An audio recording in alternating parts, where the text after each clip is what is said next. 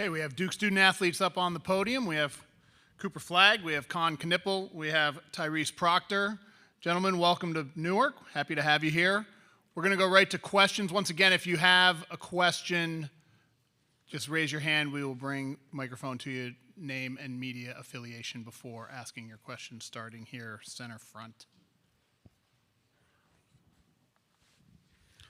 Guys, you start 3 freshmen, 2 are here, and you really haven't had a lot of close games of late. I heard Grant Hill talking about, and this is probably all before you were born, but he was talking about when they faced UNLV, when they went through a similar season as you guys, where they kind of rolled, and then when they met Duke, all of a sudden they're in a tight game. Has the coaches talked about that with you guys, and how do you prepare for that? To face adversity when things have been pretty much just kind of cruising along. We'll start with Cooper and then go to Con and then Tyrese. Yeah, I think what I would say is we had some early, close games. We've had some, moments that we've been in throughout this year that I think we've kind of taken and learned from. Some of our losses, I think all 3 of them had some good late game situations that we definitely watched a lot of film on and learned from. So I think going forward, it's just about executing and taking what we learned from those games. Con? Yeah, we practice a bunch of game situations, whether it's end of half, or start of second half, end of a game. That's something we do a bunch in practice. So when the close games come, we'll be ready. We faced adversity in the ACC tournament. UNC, Louisville, Georgia Tech, all 3 games. We were down and or we had a lead, and they came back. But like Con said, like Coop said, we do end-of-game situation every day in film, and there's a lot of college basketball games going on in America. So, there's a lot of end-of-game situation that we can learn from and execute when it's our time. We'll go in front of me in row 2, right here at the end. Hi, Robert O'Connell, Wall Street Journal. This one's for Cooper. A lot is made all season, obviously, your defensive versatility, your impact on that side of the floor. For you, what's the level of fun that comes from that? For a lot of college players, it feels like something that can be a bit of a chore, but it seems like you really embrace it. What's your favorite aspect of getting to change the game on that side? Yeah, I think just being able to get energy from plays like blocking shots, getting steals, and those type of plays kind of lead to easier offense. So I think that's kind of where it starts from. And I think for us, even as a team in general, we just take pride and enjoy helping each other out, having each other's backs. So it's just about, being connected and playing together. We'll stay here in front of me in row 1. Hey guys, Adam Zagoria, NJ.com. Coop, I know you've had a lot of Maine supporters come to your games. We're not that close to Maine, but we're a little closer than Duke. Do you expect a lot of people from Maine to be here, and do you have other people coming to the game that you think will support you, and what does that mean to you? Yeah, I already know a ton of people from Maine that are planning on driving up, so it would definitely be a pretty big, Maine population at the game, so I'm definitely excited to, see a lot of familiar faces. We're going to stay on this side for one more in the row 3. Matt Rybeltowski with Forbes. Cooper, congratulations on a great season. Last year in the tournament, Carolina beat Michigan State by 16. Baycott had 18 and 8, but yet he got 100 angry DMs on Twitter because he didn't hit the over on his rebounding total. Have you dealt with anything like that this season, and how do you block that type of stuff out? No, not really. I think kind of like you said, the DMs and stuff like that. All throughout the season, we kind of see that a little bit. Talking for myself and some of my teammates, I know all of us have kind of, gotten DMs and stuff like that, but it's not that big of a deal. We kind of just see it and laugh at it. We're going to go on the other side, coming into row 2, kind of in the middle.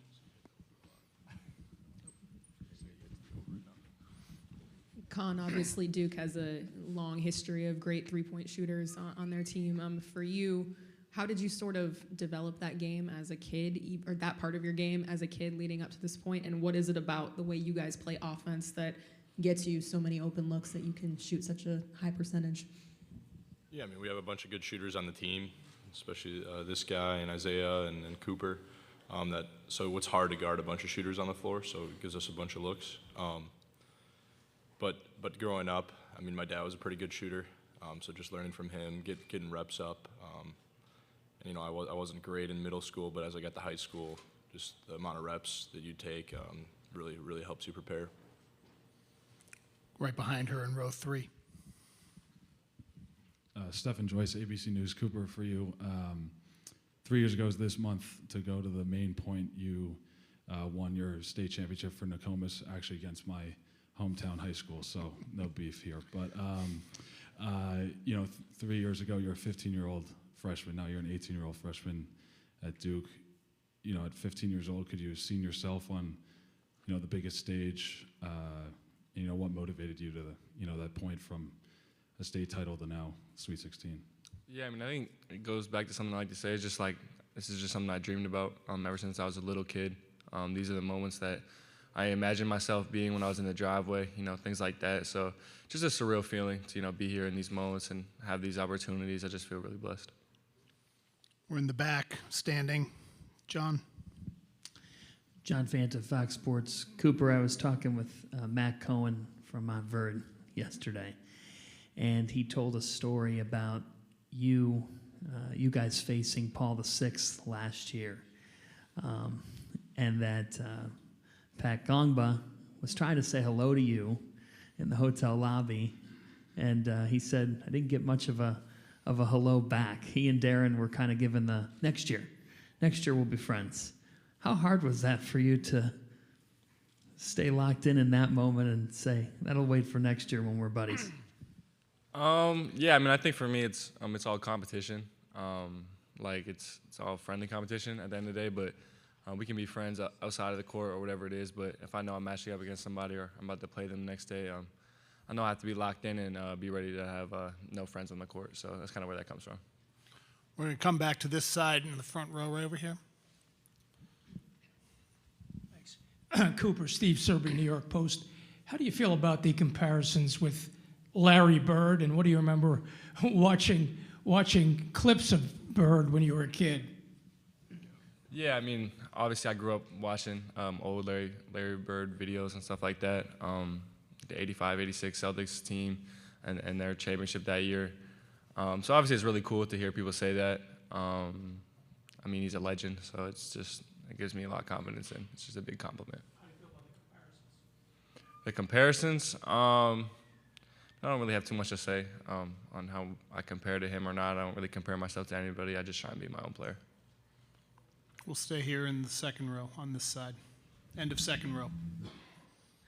Sean Walker from KSL Salt Lake City. This is actually for Con and Tyrese, but kind of about the guy next to you, Coop, next to you, because a lot of people are talking about him and his ceiling, his play, and what kind of thing. What's Cooper like outside of basketball, like as a teammate, as a one of your friends on the team, that kind of thing? And feel free to embarrass him as much as you want as he stares at you too. We'll start with Con, and then we'll go to Tyrese. Yeah. I mean, obviously, he's my roommate. So I mean, he's very, very kind, but he kind of, he kind of keeps to himself, but he likes to joke around. He's a good guy. He's good to us, even when he's talking crap. But yeah, I mean, he's a great guy to be around off the court. And Tyrese? I mean, he's just a kid. Yeah. I mean, he's always joking around and stuff, but no, he's cool. He's cool. We'll go on the other side, end of row 1. Eric Jackson, Sportico. Cooper, you've been rocking the Nikes throughout the tournament, but you are with New Balance. Curious how much you would rather wear the newbies opposed to the Nikes during the tournament. I mean, obviously I love New Balance, and I would love to wear their shoe, but we're in a situation where Duke is, with Nike, obviously, so just respecting the rules that are in place and kind of what we have to follow. Okay, we'll stay here in the front row. We'll come to the middle. Why don't we use that microphone on this opposite side? Rich Harris, Hoops Prospects. Tyrese, this question's for you. How has Sion, starting at point guard, I mean, you've been red hot lately, and they've basically made you an off guard for the most part. How has that helped you, and do you think you found a home? Do you think you really found your niche with this team? I mean, Sion, is such an unselfish player. I think as a group, we're very unselfish and just understanding how we play together and understanding the spots that we can excel at on the court. So I feel like, Caleb, Sion, Con, Coop, really everyone, just being able to put me individually in a position to succeed, get into my spots. When I have the ball, I'm trying to do the same thing for them. So I think just having that understanding as a group is why, we're such a good team. We have a question on Zoom from KCUB Radio, Wildcats Radio, so I'm going to put them on if I can. Looks like I cannot get to them right now. Is that there? Hey, can you guys hear me? There we go. Yes, go ahead. Okay, this question is for Tyrese. Tyrese, just you have obviously played the most games up there against Caleb Love. What have you enjoyed about the battles that you've had with him out on the court, whether when he was in North Carolina and at Arizona? I think just the intensity. It's always a high-level matchup. It's always a great game, and that's really it. And for Con and Cooper, you guys you didn't really see a lot of Henry Vesar in that first matchup. What have you seen with him on tape and about what makes him good both offensively and defensively? Let's do Con first, then Cooper. Yeah, Vesar is one of those guys that just plays really, really hard.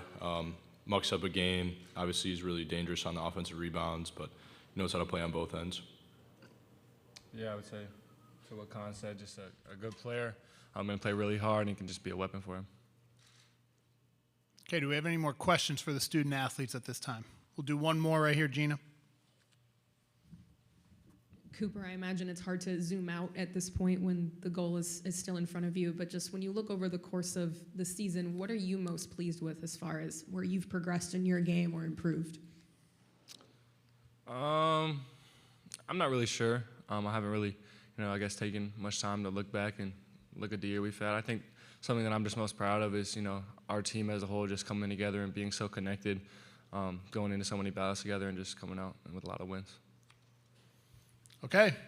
Appreciate it, fellas. We'll see you tomorrow. Thank you.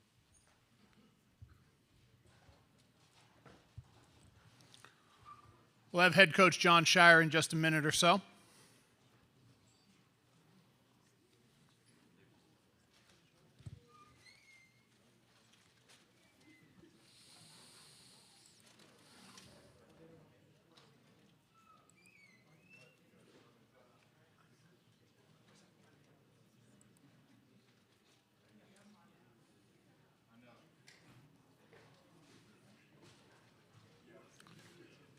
Okay, we have head coach John Shire right now. Once again, if you have questions for Coach, just raise your hand. We'll get a microphone to you. Just give your name and affiliation before asking your question. But before we do that, Coach, welcome to Newark. Why don't we start with an opening statement? Well, just for me and for our program, we're honored to be here, excited to be here. We know we play a really good Arizona team. A lot of respect for Tommy and his program. I think he's one of the best coaches. And for our group, we're ready to go. So I'll take any questions. We'll start here front and center. We'll take the microphone from this side. Go ahead. I'm waiting for Coach. I'm ready for you. Rich Harris, Hoops Prospects.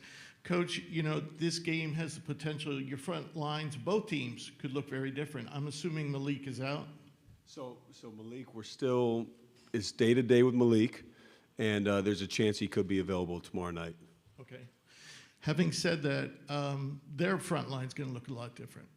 So having played them, does that game, back in the 22nd of November, does it have any relevance at this point?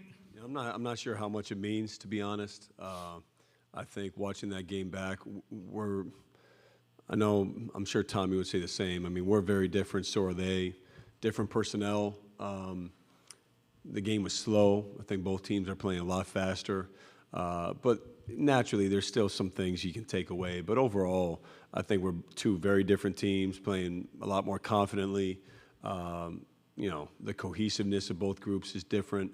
But I think the thing that's similar, anytime Duke and Arizona play, you have two proud programs, two teams that both expect to win, and it's going to be a physical, really tough game.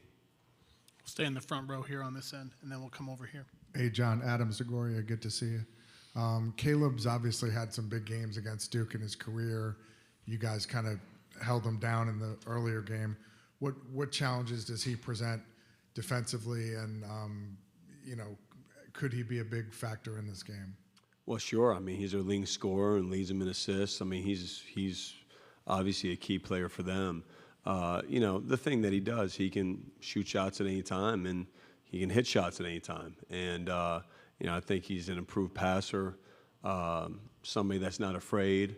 So, he's a really good player, and so that challenge is there for our guys, but they have challenges way beyond him. I mean, they put 5 guys on the floor that can all score and hurt you. But he's had a really good year, and it's going to be a tough matchup. We're going to come in the front row here, opposite microphone. John, Rustin Dodd from The Athletic. Big picture kind of coaching leadership question. Your program has always really been built on culture. And what are the challenges of kind of sustaining culture year to year with the NIL, the portal, roster turnover, and just the changes we've seen in the game? Well, I'm sure what I'm about to say is obvious, but, our program was built on players teaching players in addition to, obviously, what the coaching staff has done. But it's something you would always pass down. And, that's changed the last 10 years or so, I mean, with just one and done. And, it's not like the transfer portal just started. But I think the fact that since transfer portal was entered where you can leave at any time without any penalty, you have to deal with a new group almost every year. And I think that's the biggest challenge, where you feel like you can skip steps when you really can't. You have to start from ground zero every summer. And for us, we went back to the basics this summer of just how to build this team from the ground up, build the connectivity, teach the standards, hold them accountable to what the standards are. And that's something I know we're going to have to do each year going forward. We're going to go in front of me, row 2, and then we'll go to row 3. Danielle Stein, WCNC Charlotte. Is there anything about the team's approach mentally that surprised you this postseason that you'd say is different from how they had been the rest of the year, or has it been pretty consistent? I'm not sure that's, I wouldn't say it's different. I think it's different circumstances. So I'm impressed with how they've been able to block out any noise and attention or expectations and just focus on, what's right in front of them. And, I'm proud of that. Obviously, that has to continue tomorrow night. But I think that gets harder to do as the season goes along. I mean, it's a shame everywhere you read or see, it's all about the transfer portal right now and other things going on, where we're the lucky ones to be preparing for a game. So our guys have embraced that and not worried about what's next, what's behind, just what's right in front of us. And to me, that's been the most impressive thing. We'll stay in front of me, row 3. Robert O'Connell, Wall Street Journal. John, the defensive level you've achieved and maintained this season, obviously it's a credit to the entire roster, but with the way college basketball is played now with so much space, so many versatile offensive players, how important is Cooper's defensive versatility specifically to the scheme you guys have been able to put in and the level you just kept up all year? Yeah, I mean, look, Cooper obviously is a huge part of what we do with every aspect. Defense in particular, his length and then his instincts. Just he closes that window quick. When somebody does have an opportunity, and I think it's led us to really protect our rim well, but also create some turnovers and steals to lead to easy opportunities, which is important for our team. And so for him, for our team in general, look, we have a bunch of guys that are versatile. Nobody more than him. I mean, just he's unique with what he does in that area. The thing he's done great this year, though, is guard the ball. So he's a guy that can guard 1 through 5, but his defensive instincts off the ball have been a huge part of what we've done on the defensive end. We're going to go to the other end of row 3. Go ahead. John, Adam Zlonka with Field Level Media. On the topic of Caleb Love, I think tomorrow is going to be the 13th NCAA tournament game he plays in his career, along long career for him. How does that make the challenge of dealing with him in a knockout format more unique, especially when you have a younger team? You know, I just think for us, you know, there's no magic to it at the end of the day. It's still basketball. You know, it's still the same points we're emphasizing. What was it, November 22nd you said? Or what was the date? November 22nd? Because you want to win the game then, and now they're still the same points. You know, it's the understanding if you lose, you go home. And so that makes it can make you feel differently. But at the end of the day, it's still about the same values and still the same emphasis from us as a staff and for us as a player, you know, for our guys as players. So I'm not sure how much weight I would put into that, although that is good experience, of course. Next two questions are over here standing. Go ahead. Hey, John. Brendan Marks from The Athletic. Just curious, what do you think has enabled Pat, Isaiah, and Caleb, despite somewhat of fluctuating roles throughout the course of the season, to sort of stay steady and to always be available, especially as they become more important in the postseason? So I think it's been one of the biggest blessings as a coach this year to have guys that are ready. And of course, I think just honest conversations from myself, the coaching staff is part of that, but I think a huge part is the support staff that they have, you know, and not getting too high or too low. And the reality is, especially as young players, there are going to be some moments that you don't play as well, you don't play as much. And understanding with this team that we have this year, certain matchups too, it depends. And so just we've tried to keep them upbeat and understanding that's going to happen to somebody.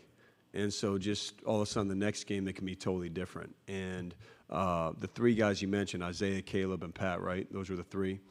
All have like amazing spirit. You know, they have like a great spirit about them, really good confidence in themselves, but also the humility to look and say, okay, here's what I have to do better. Here's where I can take a jump. And obviously they've all given us a big lift in different moments. We'll stay over there. Go ahead. Hey, John. Steve Wiseman, News and Observer. I want to catch up with you guys about since Jay left for Miami, how's the staff like filled his roles? Who's doing what? Is Justin Robinson doing more? Is Shragi doing more? Will Avery? Everybody? Just kind of how's that worked out for you? Now you're 5 games into it. You know, naturally everybody stepped up. You know, all three of those guys have stepped up and helped. You know, the fact you're playing the NCAA tournament, you have 2 games a week. So Emmanuel and Chris, for me, have been just really key guys with handling all the scouting and all that, with help from the guys you mentioned. You know, our video team has done an incredible job too. But it's been as seamless as could be when you miss somebody like Jay. Jay's obviously great with what he's done for us and what he's going to do going forward. But it's been very seamless with Chris and Emmanuel stepping up and all those other guys being ready to go. Back, in the back, at this end. Connor O'Neill with Devils Illustrated. John, I have a philosophical question for you. Over the years, you've referred to defenses as baseball pitches. Like Kaman was the fastball, Malik was the splinker. Have you always done that? Does that come from a coach, like youth coach that did it with you playing? I don't know where. No, I don't know where I heard that one, came up with it. I have no idea. I just know how different they were as players. It's the best example I could give. I'm sure I could have given better examples. I don't know what pitch Pat is, you know, because Pat's his own person too, and he's a little bit of each guy and his own guy. So I guess fastball, splinker, sinker. I don't know. We got to figure that out. But no, that's not something I do in my spare time. Is try to come up with baseball pitches that our guys play like. We'll stay in the back, in the middle there. Jamal Murphy, Hoops HQ. Just back to Caleb Love.